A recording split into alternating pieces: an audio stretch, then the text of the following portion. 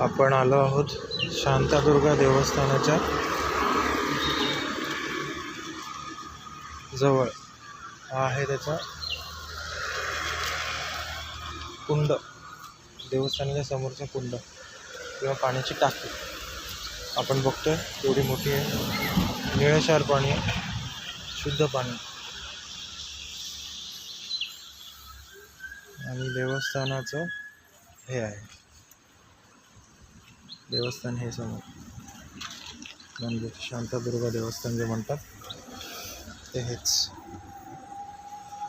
मी चप्पल घातले त्यामुळे मी खाली उतरू शकत नाही. हे आहे देवस्थान शांतादुर्गा. पण नंतर कधी येऊ तेव्हा दर्शन घेऊ, फक्त एवढंच.